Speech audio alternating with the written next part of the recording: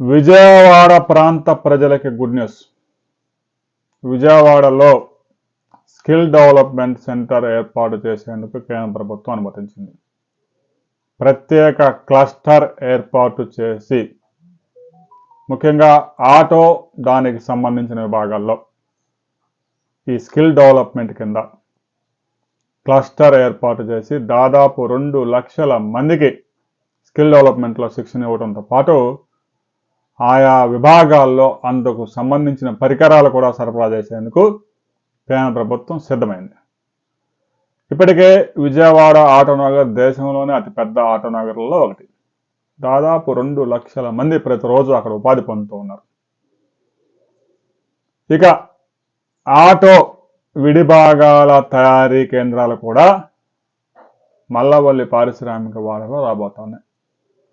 ప్రస్తుతానికి కోయంబత్తూరు, తమిళనాడులో ఎక్కువగా తయారవుతూ ఉన్నాయి. వాహనాలతో పాటు విడిభాగాలు కూడా అక్కడే తయారవుతున్నాయి. రాబోయే రోజుల్లో విజయవాడకు రాబోతున్నాయి. ఇక విజయవాడ అభివృద్ధిలో మరొక కీలక ఘట్టం చోటు చేసుకుంది. విజయవాడ రైల్వే స్టేషన్ దేశంలోనే అత్యంత రద్దీ రైల్వే స్టేషన్ ఏదైనా ఉందా అంటే అది విజయవాడ రైల్వే స్టేషన్. ప్రతిరోజు 320 ట్రైన్స్ వచ్చిపోతూ ఉన్నాయి. ఒక్కోసారి ట్రైన్స్ విజయవాడ రైల్వే స్టేషన్లో వెళ్లేందుకు అక్కడ ప్లాట్ఫామ్స్ ఖాళీ లేక బయట గంటల కొద్దీ నిలపాల్సి వస్తుంది. ఆ నిలపడంతో దొంగతనాలు కూడా జరుగుతూ ఉన్నాయి.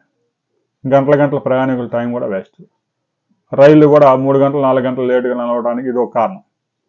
అందువల్ల విజయవాడకి ఒకవైపు గుణదల శాటిలైట్ స్టేషన్, మరొక వైపు రాయనపాడు శాటిలైట్ స్టేషన్. ఇప్పటికే గుణదల రైల్వే స్టేషన్ 40 కోట్ల రూపాయలతో అభివృద్ధి చేశారు. రాబోయే రోజుల్లో అక్కడ 40 ప్యాసింజర్ ట్రైన్లు అక్కడ దాకానే తీసుకొచ్చి ఆపే అవకాశం ఉంది. ఇంకా అక్కడ గుణదల స్టేషన్లోనే దిగి జనం విజయవాడలోకి వెళ్ళిపోయే విధంగా ప్రణాళిక సిద్ధం చేశారు. ఇక రాయనపాడు స్టేషన్ కూడా త్వరలోనే శంకుస్థాపన జరగబోతా ఉంది. అక్కడ కూడా 150 కోట్ల రూపాయలతో పెద్ద స్టేషన్ రాబోతా ఉంది. అది అమరావతి రాజధానికి వెళ్ళడానికి కూడా సమీప రైల్వే స్టేషన్గా ప్రస్తుతానికి అది ఉపయోగపడుతుంది. రాబోయే రోజుల్లో అమరావతిలో నంబూరు నుంచి పెద్దపాలెం మీదుగా తెలంగాణలోని హైదరాబాద్ వెళ్లే రూట్కి రైలు మార్గం రాబోతా ఉంది. దాదాపు 57 కిలోమీటర్లు. ఇక విజయవాడ ప్రజలకి మరో గుడ్ న్యూస్.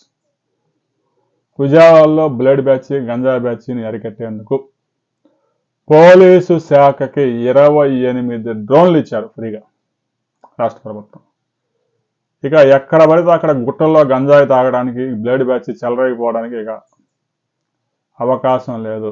విజయవాడ సమీప ప్రాంతాల్లో ఉన్న పొలాల్లో, గుట్టల్లో, తోటల్లో కోడి పందాలు, ఇక ఈ విధంగా బ్లేడ్ బ్యాచ్లు, మందు పార్టీలు కుదరవు. ఎందుకంటే డ్రోన్లు వచ్చేసాయి. మరో ముఖ్యమైన విషయం, విజయవాడలో రద్దీ తగ్గించేందుకు అమరావతి వెస్ట్ బైపాస్ సిద్ధమైంది. రాబోయే 2 నెలల్లోనే వెస్ట్ బైపాస్ ప్రారంభించబోతూ ఉన్నారు.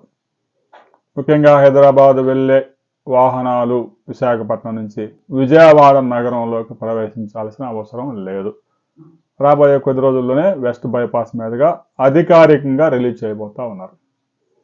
ఇక విజయవాడలో రాబోయే కొద్ది రోజుల్లో 7 కిలోమీటర్ల ఫ్లైఓవర్ రాబోతా ఉంది. కొత్త గవర్నమెంట్ హాస్పిటల్ నుంచి నిడమానూరు దాకా ఒకే ఫ్లైఓవర్, అతిపెద్ద ఫ్లైఓవర్కి శంకుస్థాపన జరగబోతా ఉంది. అది కనుక వస్తే విజయవాడలో ట్రాఫిక్ రద్దీ చాలా వరకు తగ్గిపోతుంది. ఇక ఈస్ట్ బైపాస్ కూడా మార్చిలో శంకుస్థాపన జరగబోతా ఉంది. అది కంప్లీట్ అయితే విజయవాడ కూడా రింగ్ రోడ్డు కంప్లీట్ అవుతుంది. రాబోయే కొద్ది రోజుల్లో విజయవాడలో ఎలాంటి అభివృద్ధి పనులు చోటు చేసుకోబోతా ఉన్నాయి అనే వివరాలతో మరో వీడియోలు తెలుసుకున్నాం. వీడియోని లైక్ చేయండి, షేర్ చేయండి, సబ్స్క్రైబ్ చేసుకోండి.